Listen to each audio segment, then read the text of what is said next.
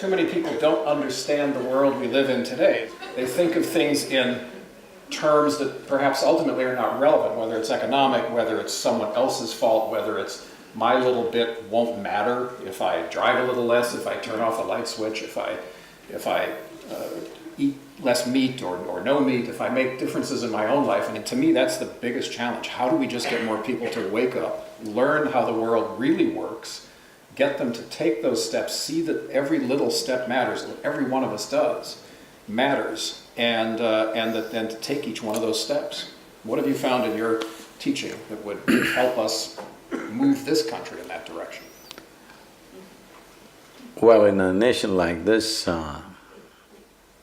everybody taking one small step is very important, no question about that. But at the same time, a nation which wields so much power in the world, it's important certain fundamental policy changes happen. Otherwise, we will be just driving on self-satisfaction, but no real solution.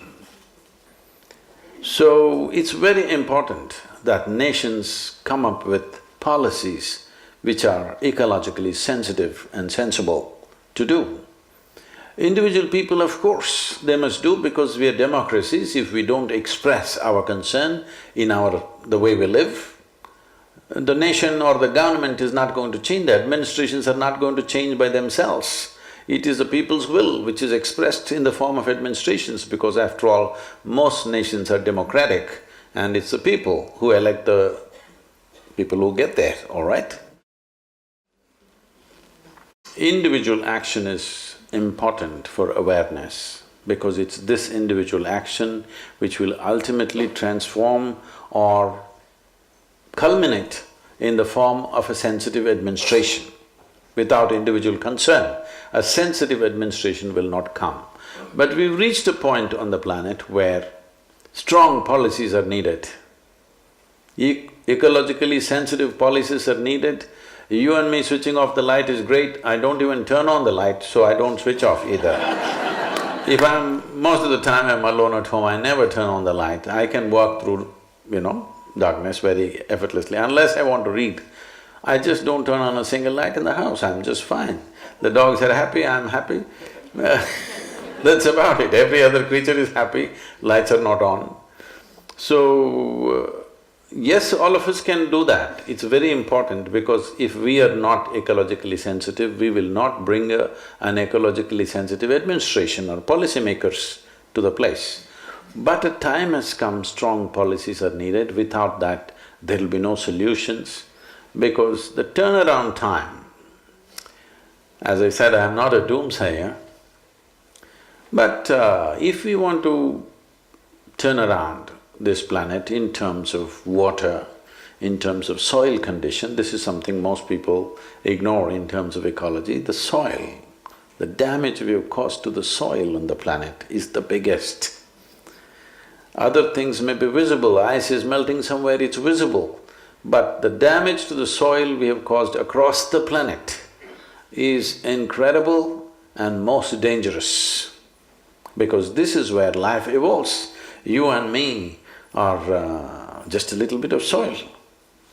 What was soil became food, what was food became flesh and blood. If we don't get it right now, one day we will get it when we are buried. Yes? Most people get it a bit too late, but everybody gets the point at some point. So, these things cannot be turned around with individual action. This needs a worldwide policy.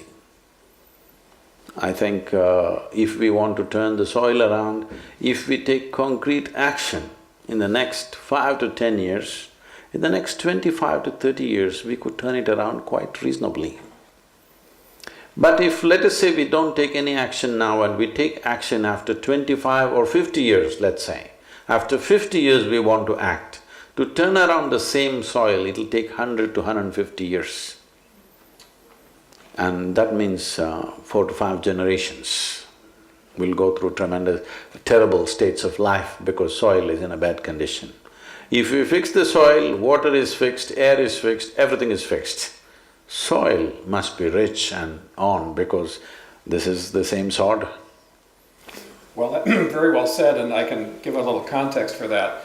Actually, in the next couple of weeks, the DiCaprio Foundation is going to be releasing a study that we've been working on, a plan, not just a study with MIT, with Berkeley, with a number of other institutions around the world, called One Earth, which identifies a path to no more than 1.5 degrees centigrade warming, which, as most of you probably know, there was an agreement reached in Paris 3 years ago, a climate agreement with 174 nations. And the goal was to stop warming at 2 degrees with a hopeful goal of no more than 1.5. We know that a lot of further disasters will occur if we let it get to 2 degrees. So how would you get to 1.5 was the challenge we gave these great academics, and we took a look at what it would take to do it. And we came up with 3 things. That by 2050, we need to move most of the world's energy to clean, renewable energy. And when we even started talking about this, even 2 or 3 years ago, it seemed like, could you possibly do that? Are the economics and the technology there? And since then, look at how many companies have committed to go to 100% renewables, how many cities, how many states. The state of California, 7th largest economy on the planet, passed a law, signed into law a couple of weeks ago, to be 100% renewable energy powered by 2045, and we have the pathway to do it. The second leg is indeed to get, by 2050, most of our agriculture back to what we call regenerative agriculture, which is regenerating the soil. It's what our parents and grandparents did. And interestingly, now that Cuba is opening up again, they didn't have access to a lot of petroleum-based fertilizers and pesticides and herbicides, so they've continued to do this throughout the last 50 years, and obviously longer, where basically you don't dig up and destroy the soil and expose it and let all the microbes and the organisms and the organic material decompose into methane, which is a very potent greenhouse gas, and then supplement it with petroleum-based fertilizers. In essence, you're sterilizing the soil, you're killing it, as Sadhguru says, and then you're throwing something on it to try to make it work. And instead, we just need to go back to the basic concept of using organic material that's there, harvest our crop, put the organic waste back into the soil with light tilling, with light crop practices, and in fact you'll get better yields for far less money and be able to restore water and various other ecosystems. And the third leg of the stool is we have to save half the planet for nature. And we're obviously not going to say, oh, well, let's save the southern half and we'll schmutz the northern half. Too late for that. But what we can do is take a look at all the marine protected areas we've already created, the national parks, the ecosystem reserves that exist in every single country, the natural places, even parks in cities, and stitch them together in ways that actually becomes a safety net for the planet, where effectively half the planet is preserved for nature and the ecosystem services that nature provides us. So, for example, many of you may have seen that Sao Paulo a year ago was facing evacuation of a third of the city because they ran out of water.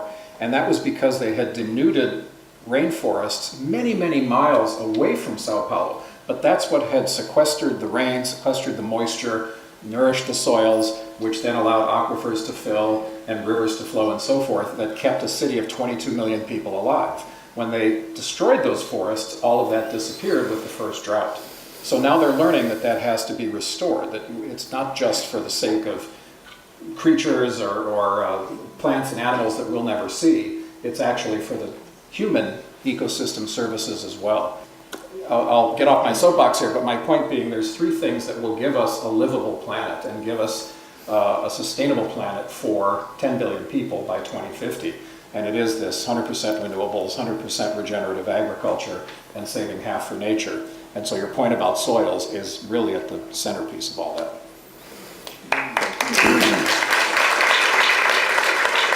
Humanity has the intelligence and for the first time the competence to fix things on this planet like never before. We are the first generation who have the necessary competence, intelligence, technology and communication capabilities. This human being is a tremendous possibility. In my perception, I think we are just geared, we have everything in place to become the greatest generation of humanity ever on this planet, because no generation was ever empowered like we are.